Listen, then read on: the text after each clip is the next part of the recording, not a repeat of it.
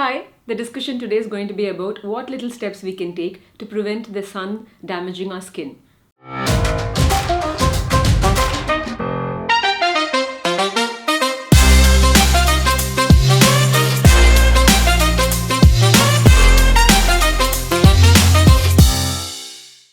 Hello and welcome back. We were discussing the impact of sun on skin aging, and today we're going to be talking about how we can do certain things to prevent this damage. Today's story is about three fish that lived in a pond in a coastal village. Now, this pond was a little away from the rest of the fishing areas, so the fish in there grew fat, being undetected by the fishermen around, and so they lived happily there. We're going to talk about three fish in particular, one of them called passive, the other one proactive, and the third one reactive. Now, one day a passing fisherman happened to chance upon this pond, and seeing it full of fish and this pond having never been fished in before, called over his buddy and said, "Hey, we've missed this pond all this while and it seems to be full of fish. Let's plan for a catch tomorrow." Now, our three friends, our proactive, reactive, and passive fish, they were in the zone and they overheard this conversation.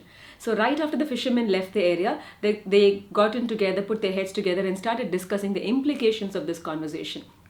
Right away, Proactive was quite concerned and she said, "This is very important information. We must immediately act on it because they're going to come tomorrow and we must be prepared for it." Then Reactive said, "See, we've been living here all this while and it's not like we had any trouble so far." And then Passive said, "Both of you all are overacting. This is fate. We've been in this pond because we were destined to be in this pond.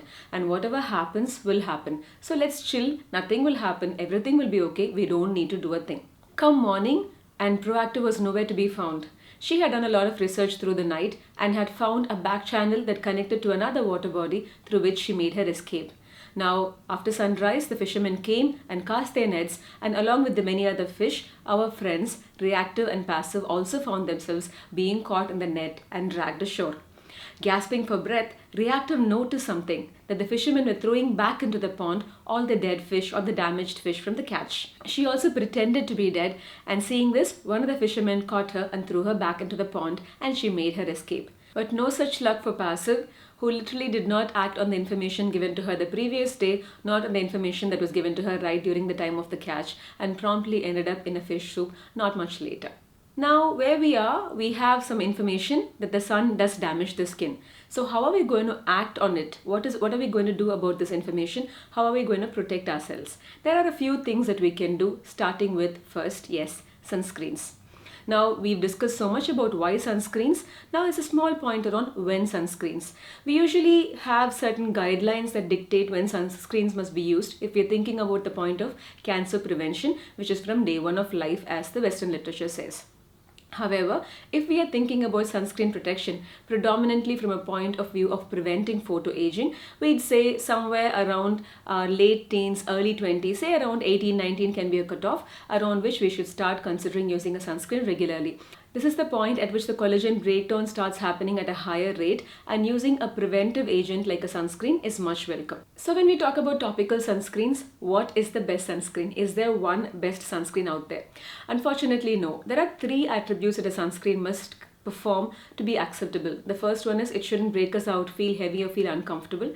It should provide a reasonable color match, and the most important thing is that it must actually provide sun protection and not get degraded with sun exposure. We will talk in detail about the different components of sunscreens right after we have touched upon the other components in the aging exposome. Now, is there anything else apart from application? Is there anything that we can take in to provide us sun protection from within? If you look at what is called as endogenous sun protection, that is protection from within, there are certain foodstuffs that can actually help us prevent photoaging or fight photoaging. Now, a common thread is that all of these foods are rich in antioxidants, typically vitamins A, C, and E, and their subcomponents like flavonoids, polyphenols, carotenoids, and so on.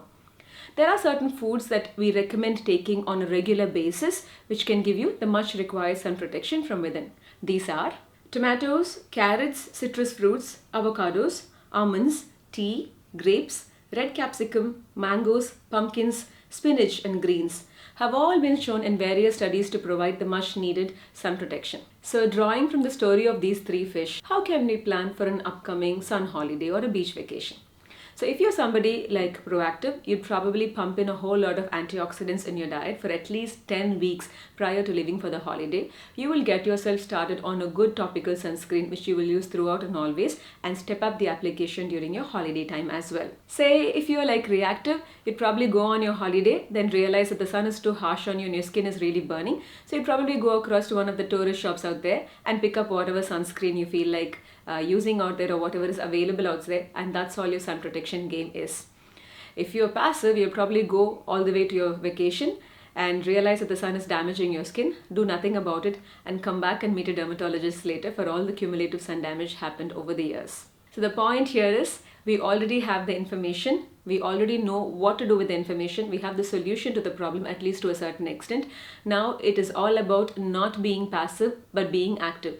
Whole of skincare is like that. It is not a passive game. You've got to be active, do a few things so that whatever advice your dermatologist comes in can be added on top of a regular proper skincare routine. Saying as we discussed about how food can be used to provide endogenous sun protection and how food can be a means of achieving great skin, we will talk more about nutrition as an important component of the anti-aging espresso as we discussed in the earlier episode. We'll be talking about all the foods that can be used to provide an additional benefit to the skin, and all the foods that need to be avoided to make sure that the skin ages much slower than it normally would.